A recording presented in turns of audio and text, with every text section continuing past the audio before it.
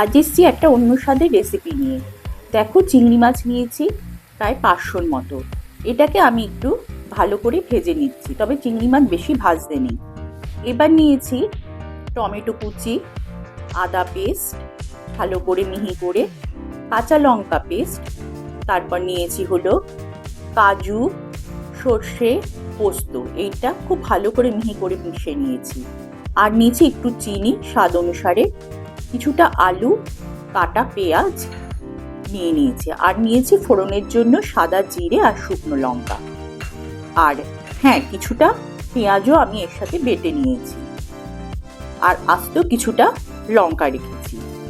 এবার কড়াইয়ে যে আলুগুলো কেটে রেখেছি ডুমো করে, সেইটা ফোড়ন দিয়ে আমি কড়াইয়ে এটাকে একটু ভালো করে হাফ ডান করে ভেজে নেব। তোমরা পুরোটা ভাজবে না, হাফ ডান করে ভাজলে পরে যখন আবার জল দিয়ে ফোটাবে তখন ওটা পুরোটা হয়ে যাবে। চিংড়ি খাওয়ার ব্যাপারে আমি কিন্তু ঘটি বাঙাল কিছুই মানি না। আমার চিংড়িও ভালো লাগে, আবার ইলিশও ভালো লাগে।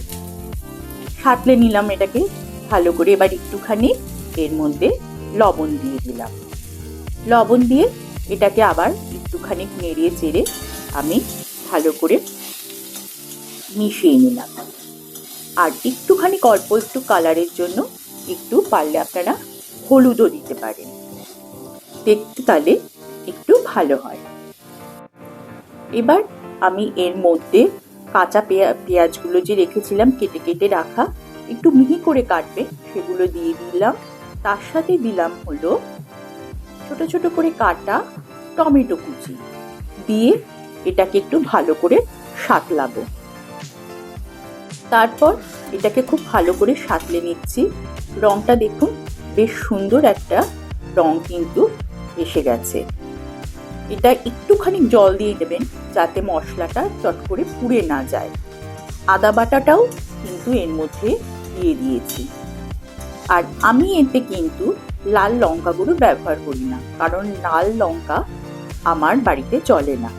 আমি কাঁচা লঙ্কা বাটাই কিন্তু দিই। দেখুন মশলাটা ফুটছে, আমি একটুখানি এর মধ্যে জল দিয়ে দিয়েছি, তারপর চিনি দিলাম। একটু স্বাদের জন্য চিনিটা দিতে হয়, ব্যালেন্সটা তাহলে ভালো থাকে।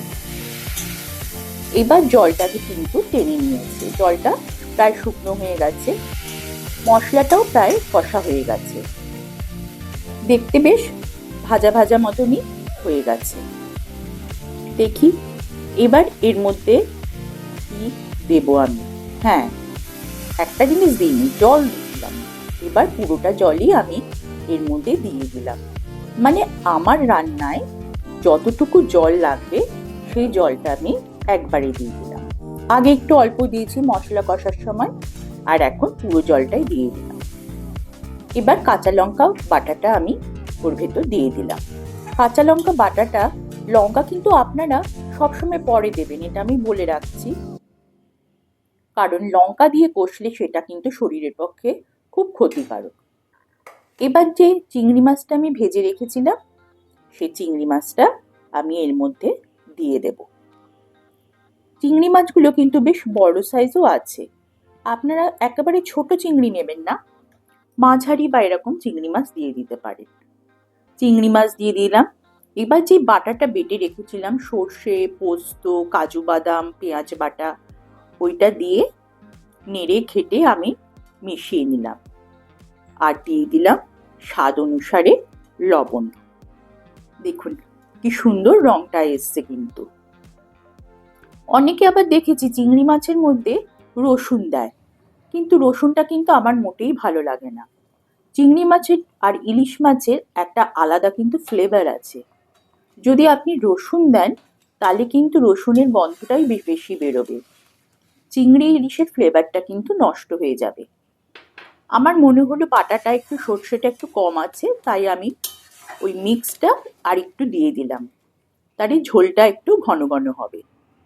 দেখুন কি সুন্দর হয়েছে না দেখতে। এর মধ্যে ওপর থেকে কিছু লঙ্কা আমি ছড়িয়ে দিয়েছি, ভারী সুন্দর দেখতে হয়েছে, আর গন্ধটাও কিন্তু দারুণ বেরোচ্ছে।